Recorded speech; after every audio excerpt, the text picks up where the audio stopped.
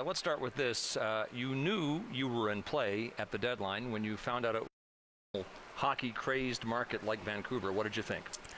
I was really excited. When I got the call, obviously, right off the bat, it's not a fun call, but then, right after that, really excited to be here in Vancouver and see all these crazy fans and, how they come out to every game and they support the team. And, it's a great team, great organization. Everyone's been first class all the way. So, we just got to keep winning some hockey games. How quickly do your thoughts turn from the shock and maybe surprise of being dealt to looking at a roster and saying, hey, I might fit in with this guy, or this might be a line mate that I'd like to play with? Or that I'm going to the playoffs. Well, fair enough. Yeah. Pretty much right away, I think. Looking right at that was the first thing I looked at was this is a good team that go really deep in the playoffs and win a Stanley Cup, and I haven't done that yet in my career, so that's one of my goals for sure. So, I was excited for that, and look at their decor and then look at their offensive players, and you're excited to see how much speed they have, how much pace they play with, and obviously the Sedins get to watch them every night, so that's good.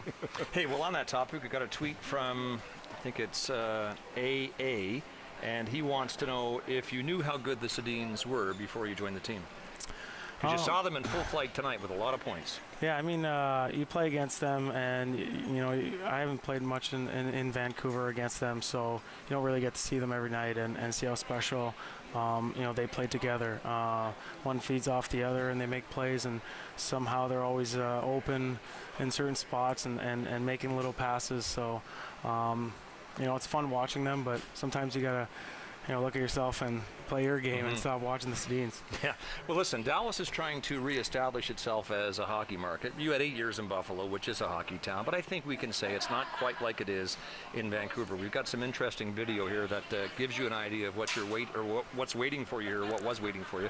The doors open on Wednesday to the Canuck room, and this is the media horde that goes right to your stall. Now, there were a few more reporters here on that day because it was trade deadline day, but this is generally the go of it here in Vancouver. You ready for it?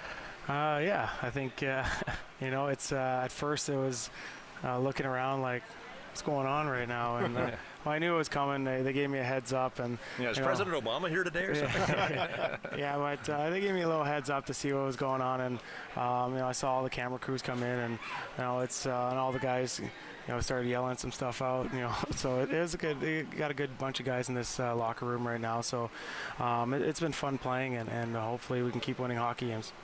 Now, since you're traded, you guys have a day off tomorrow, you told me. So how hectic is your life? Do you actually get to enjoy the day off, or do you have things you have to get done tomorrow because you won't have many of those left?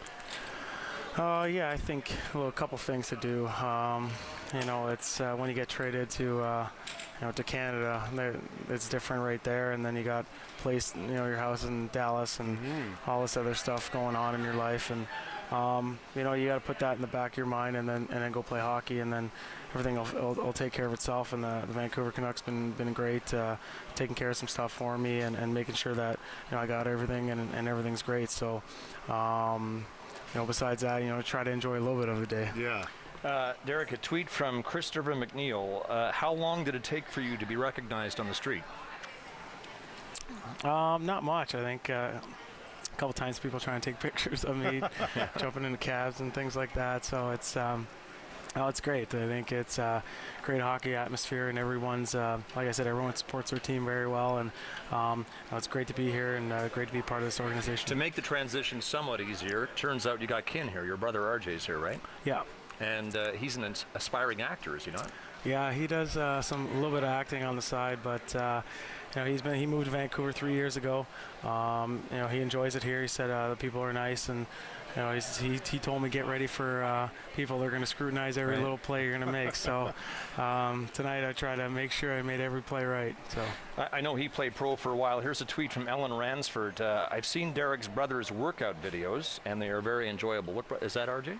Yeah. Okay, and she says, I'd like to know if Derek has any hashtag shirtless for sure. Or shirtless, of course. My brother does some training on the side, trains one-on-one, some people one-on-one. So, he's been working out forever. So he's I don't know about shirtless though, but No, it was you she was talking about, I think. You were a staple in Buffalo, 32 goal scorer there in 07-08, and as I said earlier, there for 8 years. Then last July, the trade to Dallas. So now Vancouver. Question is, why do you think you've been with 3 teams in less than a year? Buffalo wanted to change it up, and I was there for a long time, so that was definitely tough. Scored a lot of goals and played a lot of big games for that organization. Went to the conference finals and one win away from the Stanley Cup Finals. So there was it was tough, and when I got to Dallas, everyone welcomed me a lot, and then a couple of injuries at the start of the year again, and set me back. But the team in Dallas had a few injuries going on as well, so we didn't have the season that we wanted there, and then couldn't get a deal done in Dallas for a long-term extension. So traded me here, and like I said in some of the interviews before, everything happens for a reason, and hopefully this is a Stanley Cup on the rise. Hey, that leads to the obvious question. Got to ask this. You're viewed as what's called a rental player because your contract expires at the end of this season.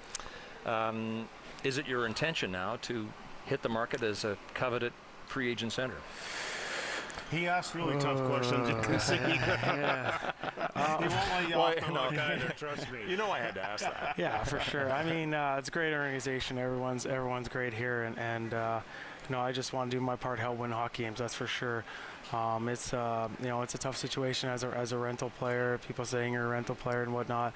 I've never been in that position in my career, and like I said, you just got to put a lot of stuff in the back of your mind. There's a lot of stuff going on, the media, your house back and whatever. Your parents are in Ottawa and all these, how they're going to get here and visit. So just a lot of things you got to kind of like take some and put some in the back of your mind and move forward and just focus on winning hockey games. It's more difficult getting traded during the season, isn't it, than opposed to the off season? I think so. I think in the off season I got to meet everybody and get accustomed to everything and slowly make my way as a player for that team. Here you just jump right in fire and go right on the ice. But the guys made it easy for me. So a great bunch of guys, like I said before, and it made it a lot easier. Good. Well, you certainly changed the complexion of the Canucks game in your debut here on Thursday against Edmonton, playing with Higgins and Hansen. It was a wonderful fit for you on that line. What did you think of it? Both guys got great speed. Higgy is flying down the wing all the time, and so is Hans. So we were trying to make plays throughout the whole game, and tonight as well. We made some little plays, but we got to finish some goals. I think we need some secondary scoring, especially the Sedins are going hot right now. So we got to pick up our slack and get some goals in the back of the net. When do you know you have chemistry with a guy? I think right away. I think Higgins always open for some reason. I don't know what he's doing out there, but he's always open. So I stole the puck a couple of times, and those guys get right to the net. So I'm just trying to find them as much as I can, and somehow I'm finding Higgy a lot more. So I have to distribute it to my right side once in a while. Listen, you grew up in Ottawa, where as a kid you turned a few heads on the ice. When did you know that you had a chance to? Well, there you are, and that would have been at the age of. That was novice. I was playing for Clarence Creek, Castal de Clarence Creek, Beavers. So question is, when did you know that you? 8 years old, 8 or 9. 8, okay. Well, so it was well after this, but when did you know you had a chance to make a living from hockey? If you asked my dad, he would have said right there. Yeah?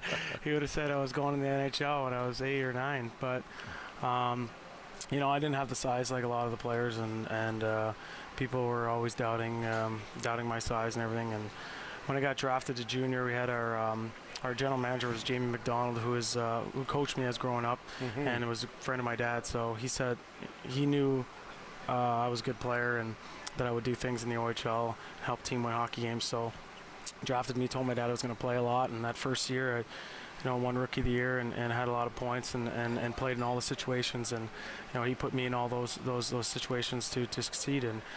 I thank him for that, and then moved forward in my career, got confident, and kept doing that throughout my junior years. Buffalo drafted you in 01, sent you back to 32nd overall, so sent you back to junior, and it turned out to be the right decision because in 03 you won the Memorial Cup with Kitchener, and you were the MVP of the tournament. But that had to have you thinking you were ready for the NHL, did it not?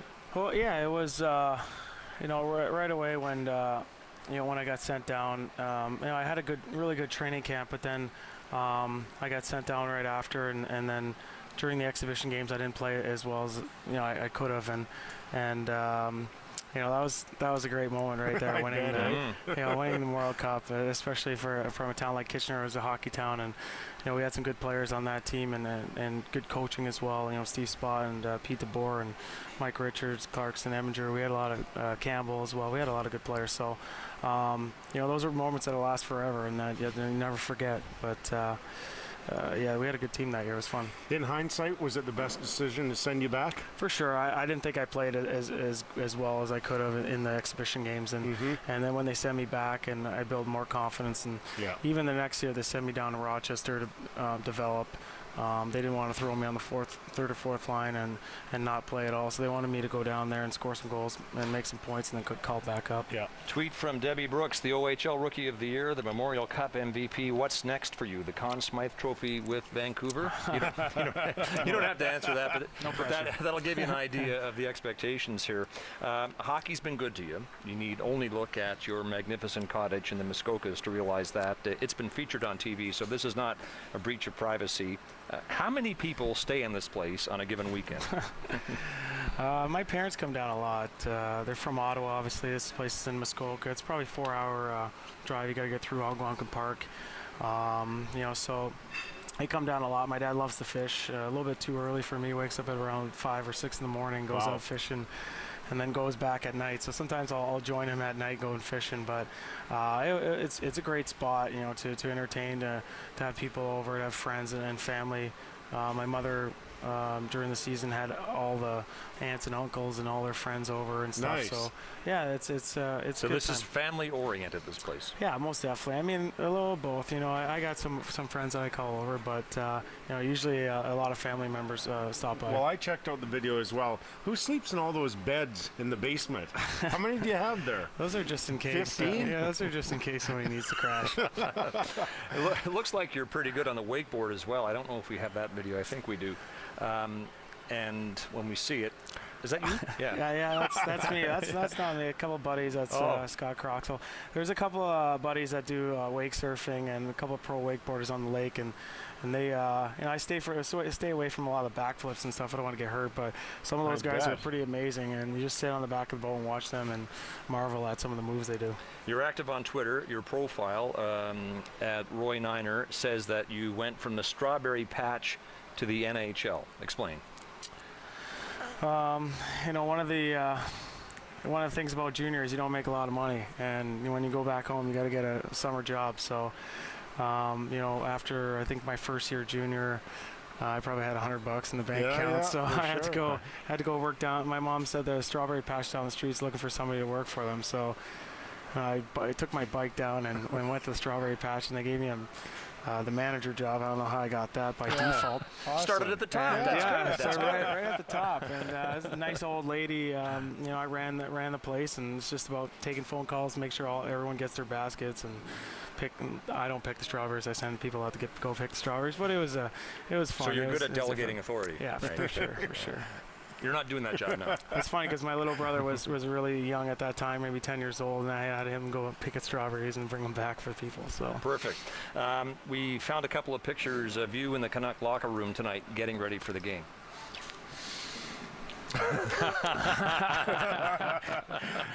Oh man, who left the fridge open? Dodgeball. Those, of course, are Halloween costume pictures that you tweeted, I think, a long time ago. Go ahead, take a flyer on the explanation. Yeah, I mean the guys in Buffalo always razzed me about what I dress and everything. So when I do Halloween, I want to go out and have fun with the team and make sure I get a laugh out of it. So I had a couple of things. I was the Ultimate Warrior one year because the boys were calling me Warrior in the locker room. But it's funny. It's all fun and games. And some guys go all out on Halloween and posted those pictures. Pretty funny. Yeah. Roy or Roy? Well, that's a good question. In junior, the announcer came to ask me, it's like, what do we want to call you, Derek Roy or Derek Roy? And I said, Roy, just to make it easy for you. And then he said, okay. So ever since then, ever since I was 16, they've been calling me Roy, and then that just, stayed. But were you born as Derek Roy? Sort of. I mean, my whole dad's side is French. He has 4 sisters, and they're all French. Grandparents French, and then on the other side, my mom is completely English. So I don't know. They met. I guess my dad was driving the Zamboni when he was playing junior, and long story. It was he's wearing purple stuff because he didn't know how to wash his clothes, so he put everything in the thing, and all the stuff came out purple. And the dye ran. So he's driving the Zamboni, and my mom saw him, and she's like, "Who's this idiot driving the Zamboni with purple stuff on?" And that's how they met. So my mom was English, my dad was French, and then that's how they met. Okay, so your father is Felix. Yeah. So when he introduces himself to somebody, does he say, "I'm Felix Roy" or "I'm Felix Roy"? Well, if you introduce someone French, it'd be Felix Roy, and then English be Roy. So Dad's a food salesman, has been for years, and he works with both sides. He lives in Ottawa, so there's it's half and half French, half English. So he speaks half and half, and my mom understands French, but she doesn't speak it. So they threw me in a French school when I was 5 years old and all the way through. So thank them for that. Okay. So now I know it. 9 years in the league, you got to stick with Roy. Yeah, for sure. It's easier for us. Yeah, exactly. Yeah, is it? Yeah. All right. Just for you guys, I'll stick. Okay. Derek Roy, 2 games into his career as a Vancouver Canuck, our guest on After Hours.